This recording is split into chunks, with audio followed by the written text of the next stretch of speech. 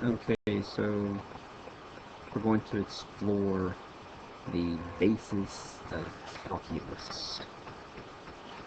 The derivative is the basis of calculus, and what the derivative is the slope of a tangent to a curve. Hopefully you're wondering, how in the world can a tangent line, well, you might not even be thinking about what a tangent line is. Anyway,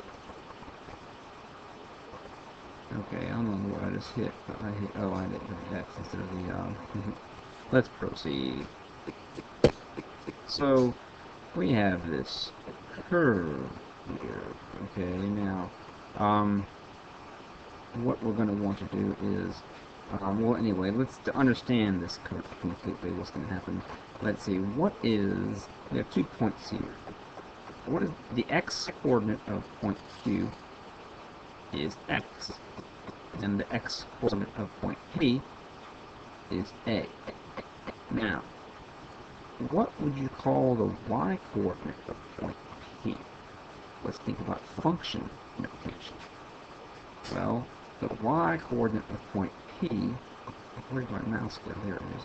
The y-coordinate of point P would be f of P, sorry, f of A, and the y-coordinate of point Q will be f of x.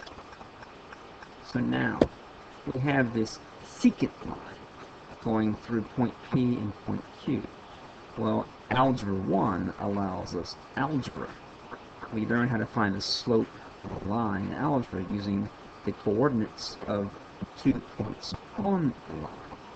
And the definition of slope is rise over run, or the change in y over the change in x. That's the most important ratio in all of mathematics, at least up through calculus. So now you also remember learning a formula in Algebra 1 to calculate this change in y divided by change in x. Well, the change in x is, well, from a to x, what is the difference between this x-coordinate and this x-coordinate? It's x minus a. And what is the difference between this y-coordinate, f of x, and this y-coordinate? That's f of x minus f of a. So, to calculate the slope of this secant line PQ, it's just f of x minus f of a, or x minus a.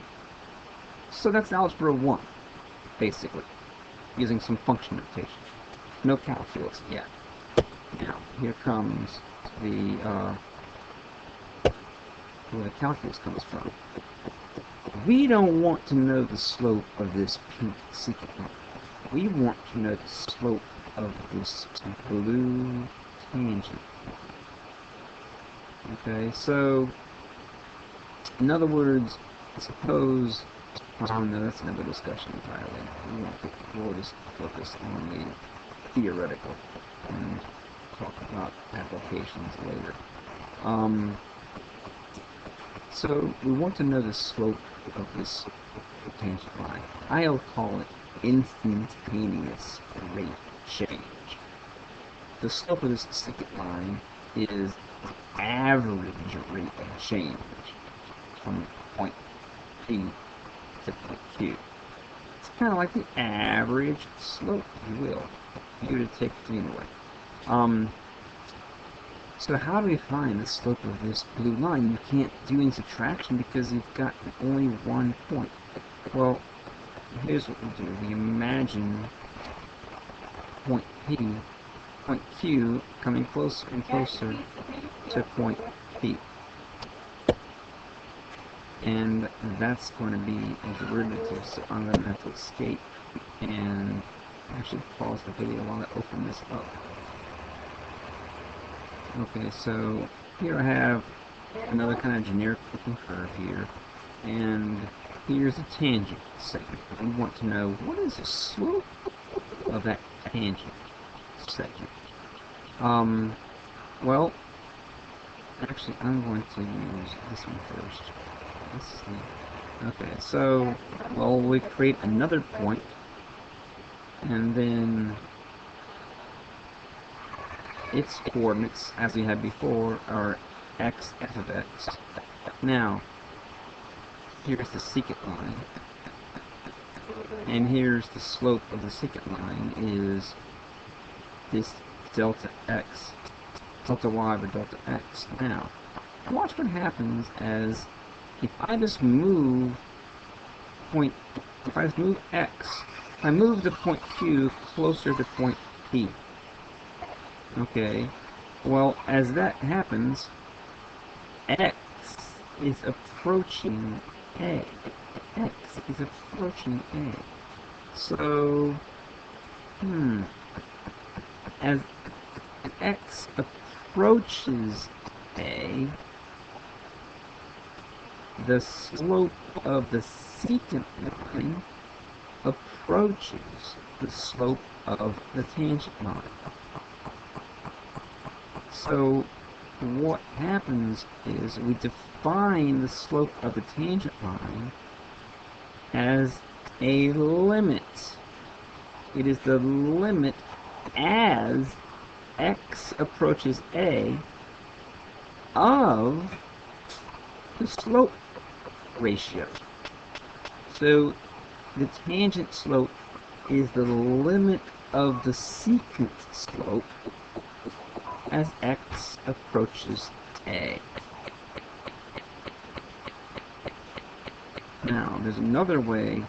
Let me see what the PowerPoint. Let me pause the video and see what other, what else the PowerPoint has.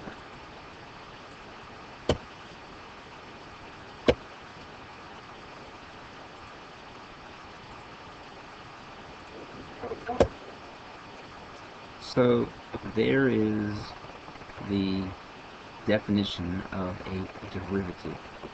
And we call it f prime of A. This is the notation for the slope of the tangent to f of x at x equals A. Slope of the tangent at A f of A. The notation is f prime of A. F prime is derivative. Okay, so now, same scenario, but this time, rather than having A and x, we have x and x plus h. We actually could have, let me go back to this one. Let's have A, and let's have A plus h. Okay, now, the coordinates of A, we have point P. Point P is the ordered pair A, F, A. And point Q is the ordered pair A plus H, F of A plus H. So that secant line, its slope would be F of A plus H minus F of A, the difference in the y's, divided by A plus H minus A.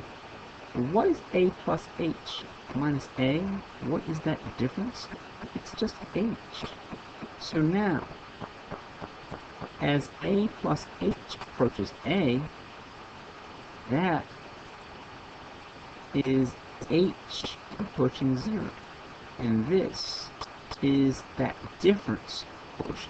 Once again, f of A plus H minus f of A as H approaches 0.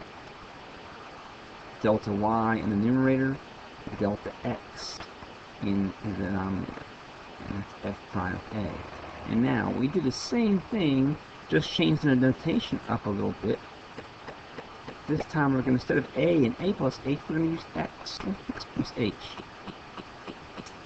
And we do the same exact thing.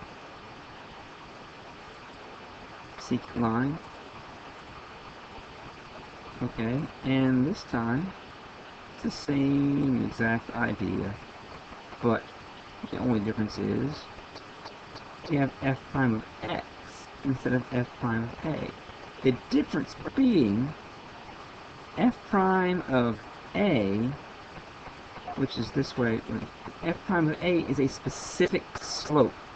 F prime of a is the slope at a specific value of x, whereas f prime of x is an actual function. You can use this limit definition to actually find the derivative of a function, and you'll understand what that means better later. Now let's see, we'll go back to the PowerPoint to summarize. So we've got the secant slope here. This is x plus h minus x. The denominator is x plus h minus x, which is just h. So then the tangent is as x approaches, if h approaches 0. This is a function as opposed to this being a specific derivative value. And then,